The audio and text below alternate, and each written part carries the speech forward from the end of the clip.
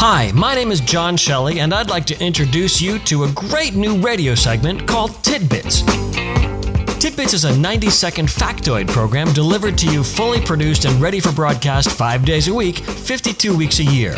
Because of its quiz-type formatting, listeners will quickly begin to recognize the audio hook at the start of the program, focus their attention on the question, and anxiously await the answer while you play the sponsorship spot. You can sign up for Tidbits in one of two formats. You can play it straight up with the question, the spot, and the answer, or you can use it as a live call-in contest. Let me first play you an example of how it would sound straight up.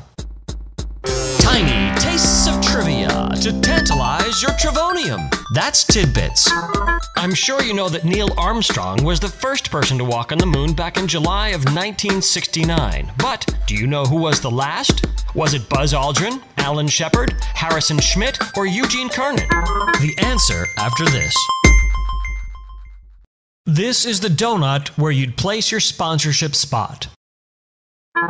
That's one small step for man, giant leap for mankind. Those famous words are the words of Neil Armstrong, the first man to set foot on the lunar surface back in 1969. Only 3 short years later, in 1972, Apollo 17 made the final manned trip to the moon with Eugene Cernan, Ronald Evans, and Harrison Schmitt on board. It was the 11th Apollo mission and the 6th trip to include a lunar landing. Ronald Evans, the pilot for the command module, remained in orbit around the moon while Schmitt and Cernan bounced around in the dust and conducted scientific experiments. So who was the last guy to step off the moon's crust? It was Commander Cernan.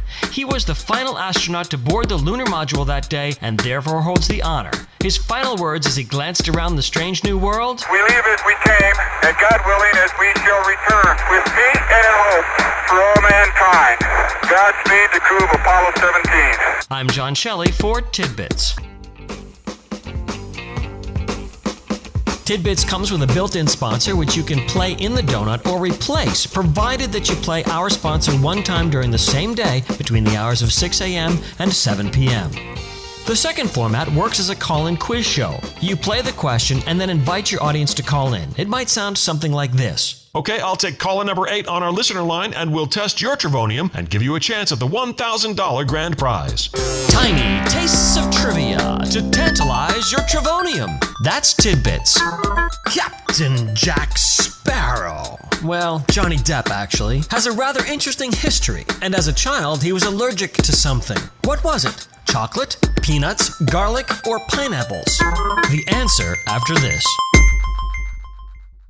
After playing the sponsorship, you come back and ask the caller for their answer. Then you play the second half of the program to see if they got it right. All right, Mary, you say the answer is chocolate. Let's see how you did.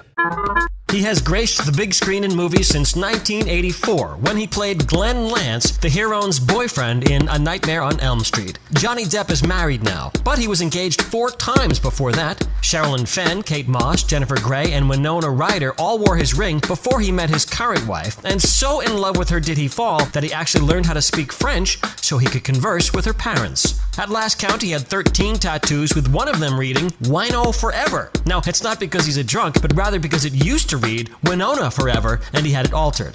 Back in 1994, he was arrested for trashing a hotel room in New York City. The story he gave when the police showed up? He said an armadillo was in his closet, wrecked the room, and leapt out the window. He really loves his 2 children, saying once that his daughter, quote, is the only reason to wake up in the morning. Everything else is checkers. And when he was a child, his Halloween celebrations must have been a bit sad as he was allergic to chocolate. I'm John Shelley for Tidbits. What you want to do after this is up to you. All entrants can be entered into our grand prize drawing, and additionally, you can give away a $10 gift certificate from our sponsor once per day.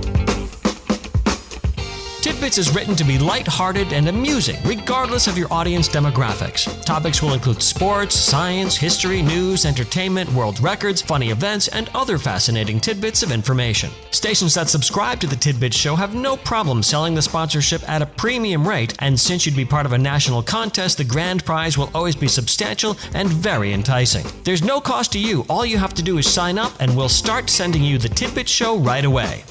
If you have any questions about this program, please visit our website, thetidbitshow.com, and click on the syndication link at the bottom of the page. Thanks for listening, and I hope to hear from you soon.